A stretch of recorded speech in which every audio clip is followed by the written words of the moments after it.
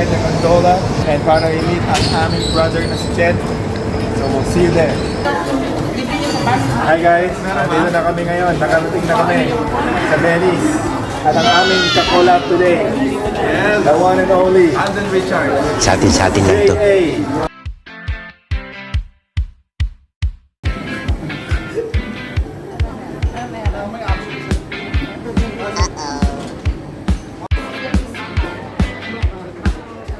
The tickets, so we are buying the tickets. The unlimited ticket includes train, bus, everything. So it's this nicer than having to pay a ticket every time you ride. It's good. Wow.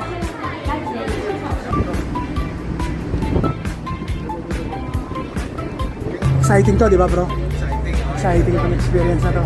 Our first day in Venice. Venice. So, anong ina-expect mo dyan sa Venice? Ini-expect ko dito. We expect here there are many boats. Wow! There are water. Wow! And there will be food. Bola lang yan. Fun-filled day. And isang kawalam natin.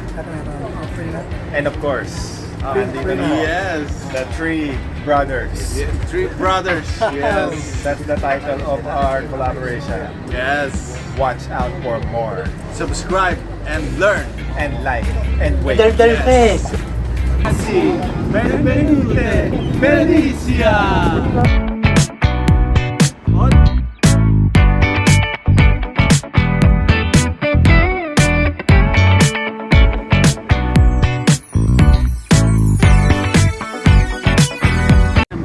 Bro, kamusta yung ice latte mo?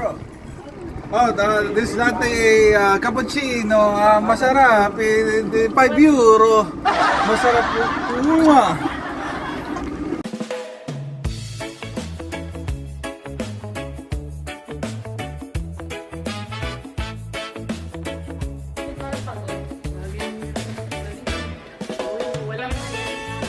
Pinaalis ka? In-expel ka? Yan ako.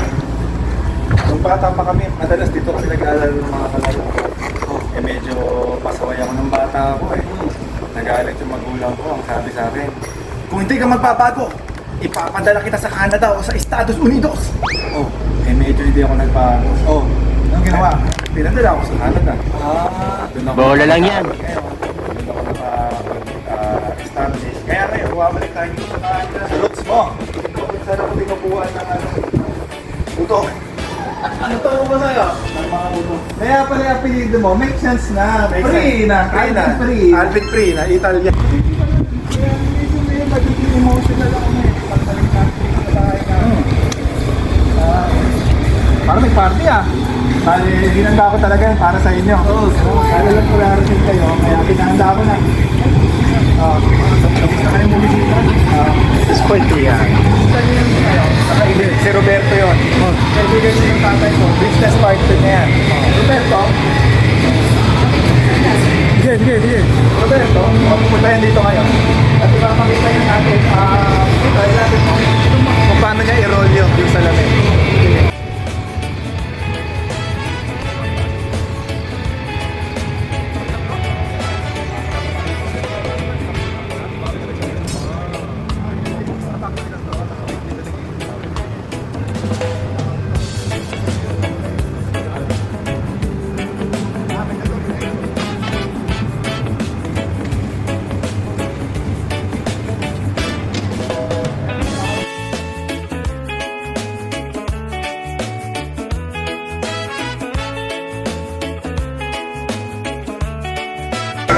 Pupuntahan ko lang si Papa. Papa! So ngayon pupuntahan natin yung Papa. Ano pangalan Papa mo? Giuseppe. Ang Papa ko, ang totoong pangalan niya ay Giuseppe. Habang naglalakad tayo, ikwento ko lang yung experience namin. Okay. So, nung nasa Iceland kami, merong contest. Paramihan ng anak. Eh di may 3 contestant. Okay. May Icelander, may German, tsaka may Pinoy. So, paramihan ng anak. Wasok yung Icelander. Bit-bit yung anak dito sa braso, nakasabit dito. Ilan? 6. Anim. Palakpakan yung audience. Dami. Sabi, Grabe, grabe. Dami nun. Pumasok yung German. Bit-bit din yung anak dito. Ilan naman? 10. May nakasabit pa dito eh. O sa ano pa? Sampu. Baka sa likod niya? Oo, Grabe. 10 anak. Hindi, Palakpakan eh. Panalo na yan. panalo na yan. Kasi Sabi 10, ng judge. 6, tsaka 10 eh. Oo, sabi ng judge, panalo na to. Hmm. Pumasok yung Pinoy. Okay. Siya lang mag-isa, wala siyang bit-bit. Sabi ng judge, bakit ka, why did you join? You have no kids. Parang may naamoy ako hindi maganda. Sigawan yung mga audience. Sabi, go daddy! Palak pa daddy! Daddy! So ilan yung nasa audience? 50! Naku, panalo yung Pinoy. Oo, grabe. Iba talaga ang Pinoy. Panalo na yan. Basta Pinoy. 50. Diba? Grabe. Papa, andito sila. Papasukin mo. Pasok daw kayo. Sabi ni Sa negosyo. Oh, papa. Papa. Sige na. Papa. Tutulog. Matulog. May tanda na eh. Siesta. Siesta si papa. Siesta. So, sa ngayon, alam mo na tayo. May marami mga bisita dito. Sige. So, ano kasi... So, ito yung mga ano itong mga to? Ito yung mga finished product na. Yung mga finished product namin. So, nag-export kami sa iba't ibang bansa. Papunta sa Iceland. May ano kami doon. May mga certified pre-seller kami. Sa Pilipinas meron, sa Canada meron. So, yung pagkaka-exile sa amin ng mga magulang ko sa Canada, nagkaroon naman ng maganda. Pansin nyo, dito. Oy, colorful. Hindi lahat ng baso ay pare-parehas. So, everything is unique on its own. Oo nga, ano? Bakit ka mo? Kasi hindi mo naman mauulit yung eksaktong ginawa ni Roberto kanina. Oo. Nang paulit-ulit. So, meron ditong may bend dito, yung isa mas malalim ang lubog, which is one of a kind. So, handmade talaga. Handmade, literal na handmade. So, ang presyo namin yan, mga 18 euros isa, pero dahil presyong kaibigan, nandito kayo kay Papa. Pili lang kayo ng gusto nyo, isa lang, pwede nyo iuwi. Ay, naku.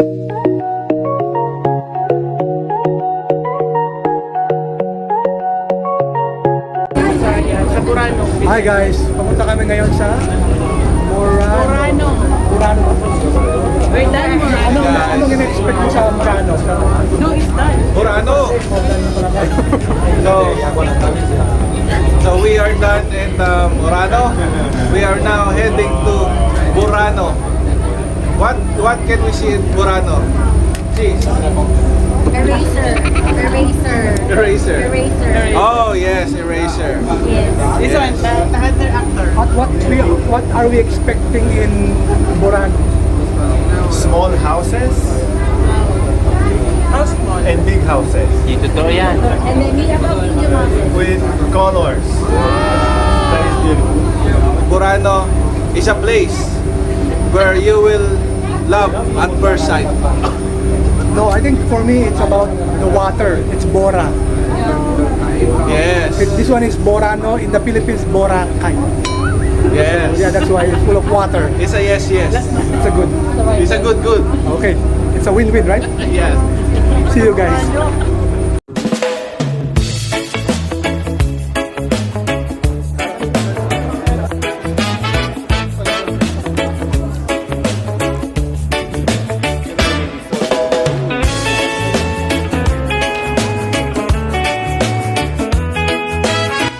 Sige, paano natin malalaman na sunog na tayo, bro? Malaman na sunog na, ikumpara mo yung balat mo dito, Sige. dun sa may mecha. Oh, yung grabe, sunog na sunog. Ay, ewan ko, ito ganito ba? Sunog na nga. Uy, grabe, sunog na nga. Parang ganito? Ayan, Yan. sunog na. Ayan, sunog na nga po. Opo. Ako din, parang feeling ko sunog na rin ako. Check natin yun sa'yo. Grabe sa akin. Check natin kay bro. Check natin. Ay, parang Ay, opo. same lang.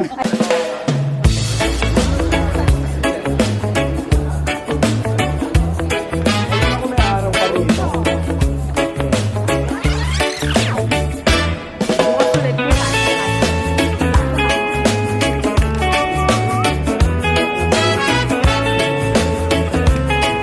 Maliit na skinita. Hindi namin alam kung ano yung kahantungan nito. Yes. So, sabay-sabay nating alamin mga Reba Pips, mga brothers and sisters. Woo! Guys, so samahan nyo kami explore ang mga mini alleys dito sa Venice. Come on, let's go. Wala, ano naman, sabihin mo yun. So, nadiscover natin na meron pala mga ganitong maliliit na alley dito sa Venice, kala namin mga tubig-tubig lang, bangka, pero pala mga ganito. So, come on guys!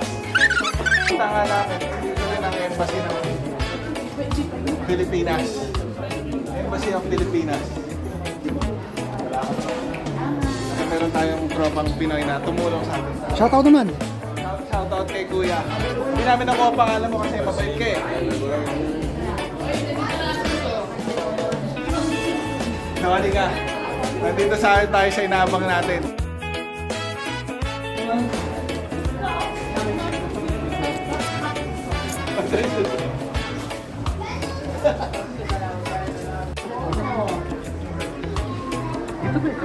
Sige, anong gusto mo? Tomorrow. Anong gusto I mo? wanna try the banana biscuit cream. Okay. But I wanna try also pistachio. So, banana naman. The tomorrow pistachio. Yeah. But, how about you? Huh? Cookies and? Oh, chocolate cookies and cream? Biscuit. Biscuit. Okay. Orderin mo. So, ang kukunin natin for tonight is dark chocolate. Dark chocolate? Bakit? Dark chocolate. Dahil para medyo strong ang flavor kasi na-research ko. So legit, dark chocolate siya without milk. And I like it without milk. Okay. Yes, I like it and I love it. I don't want to leave Ikaw, bro. without you. Ako sana pistachio. Kaya lang, si Lonnie ang order niya is banana. Ano yung banana again, Lonnie? bread? Banana, basta banana. Banana bread? Banana bread, oh. Pero dahil mahal ko si Lonnie, mas pipiliin ko na lang na orderin din yung banana. Banana Totoo bread. yan. Isang Biscuit. tabi. Isang tabi ang Isang tabi ko yung aking damdamin. So bukas na lang. Ano lasa? Sarap bro, talagang dark chocolate. Sarap! Walang milk. Meron din yung experience ko. Masarap ang banana biscuit bread. Cheers! How's it, be? How's it? I get the dark chocolate. Anong flavor kinuha? Banana and Zara cookies. Okay. Tapos pasok mo. In, out. In, out. In, oh, picture na. Han.